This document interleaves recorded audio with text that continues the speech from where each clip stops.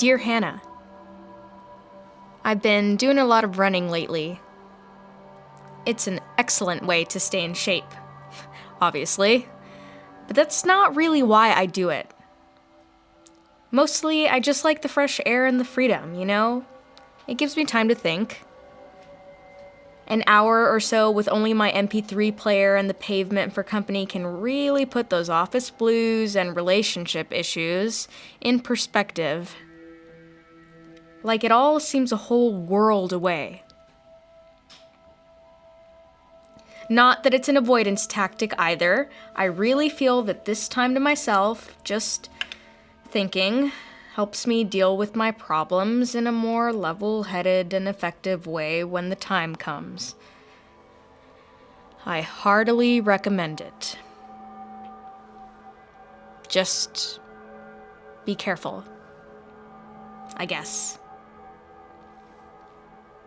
I don't know quite how to say this. A couple of weeks ago, you and I had this huge argument. It's funny. I forget what the argument was even about now. Like I said, the running takes your mind off things. So I was stressed, needed to get out of the house, pound on the pavement a little, take my mind off things. I decided upon one of my favorite routes. In a city like this, you've pretty much got to resign yourself to the urban scenery, but there's a nice little park not too far from where I live. You know the one. I'm sure we've been there once or twice.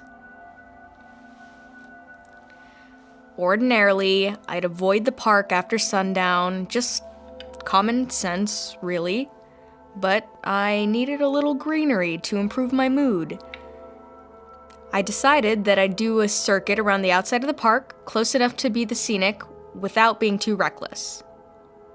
It was about 10:15, so while the streets weren't exactly deserted, you could go quite some time without passing another pedestrian or even seeing a car on the road. I was glad for that, though.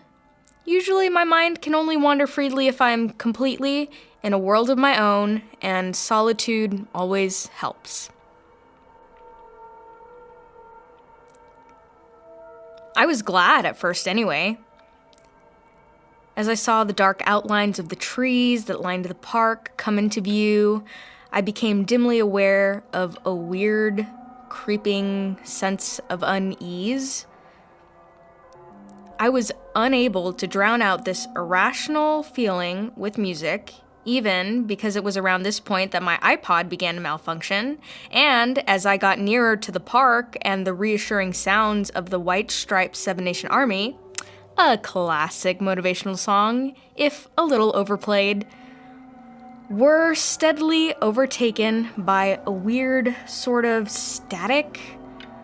Unlike anything I've ever heard before, it almost sounded like a quiet but persistent cacophony of voices speaking or laughing, but mingled together so as to create a single, unintelligible sound.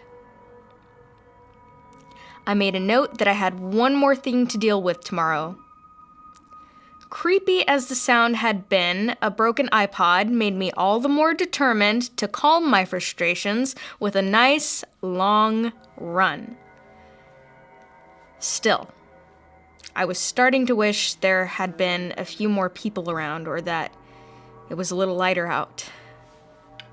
It would have been better even if the moon weren't hidden behind a dark, foreboding cloud. But I pushed on. What's the worst that could happen, right? Well, I'll tell you.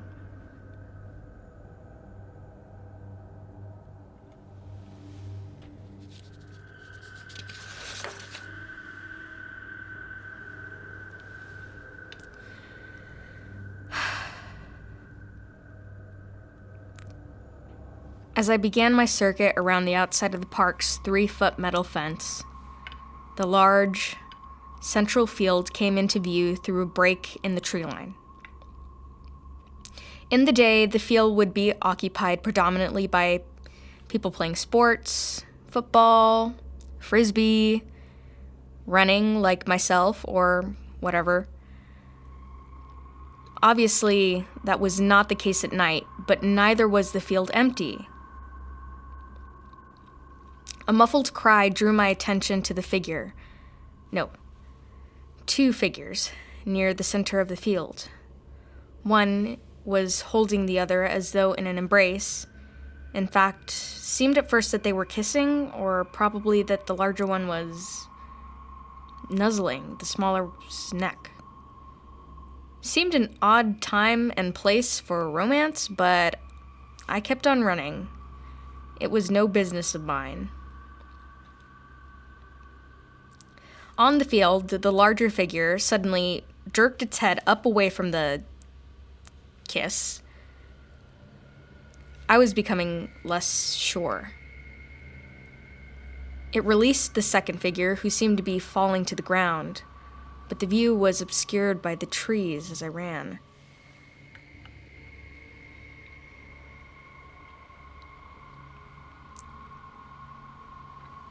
At this time, I felt no need to stop and watch. The scene had increased my sense of unease, but I was still able to convince myself that it was just a couple of weirdos macking in the park. As the trees thinned out, however, my illusions were swiftly shattered. The second figure was indeed lying on the ground, and now the second was crouched over it.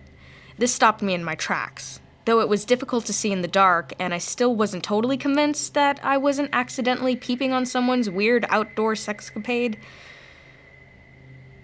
But then that moon that I had been wishing for earlier came out.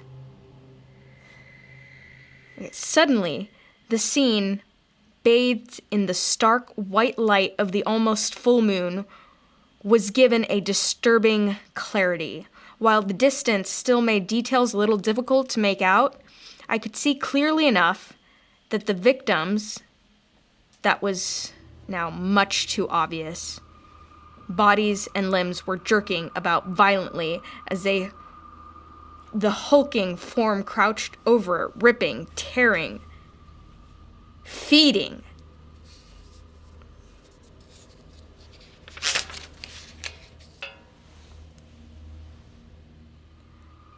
The moonlight must have illuminated me too, because the thing in the field stopped suddenly and looked directly at me.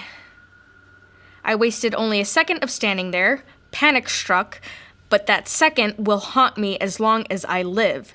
The 2 eyes, which I couldn't possibly have seen from where I was, even if they were glowing, which seems impossible, that burned into me.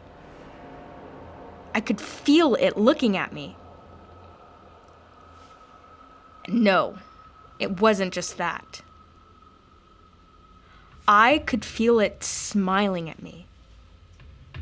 With huge, jagged, uneven teeth crammed haphazardly into a maw, still bloody and red from its latest meal, it smiled. I knew that much. I didn't see it. I sure as fuck didn't imagine it. I just knew. Then I ran.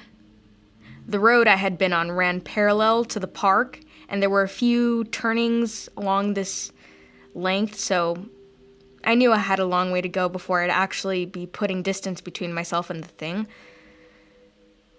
I chanced a couple of glances at the field as I raced down the middle of the deserted road, moving faster than I ever thought possible, even as an experienced runner. There was the victim, left sprawled carelessly on the grass. No sign of the thing. I looked back to where I was headed, and there the fucker was, perched languidly, mockingly, on a streetlight right in my way. How was it so fast? This was my first good look at the thing. Blood was still dripping from the wicked claws, and The end of its arms that hung disproportionately long past the light which it squatted. The mouth, still grinning, was exactly how I'd seen it in my mind, and yet somehow, even worse, it covered a large amount of the creature's face, more than seemed biologically possible. The eyes glowed with a faint red intensity. Overall, the thing put me in a mind of some kind of giant, emaciated monkey or deformed, hairy man.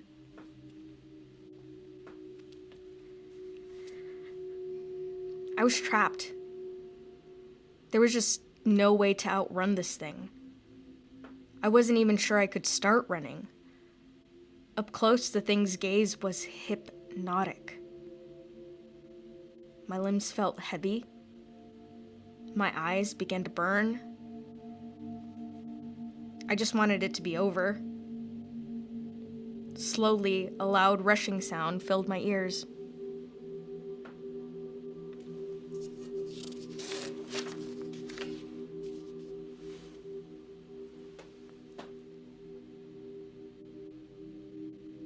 Suddenly, the thing hopped nimbly from the light into a nearby tree, disappearing from sight. It was gone, but I felt heady. It was as though I had been marked in some unknowable way. My eyes still burned. The area around me seemed to glow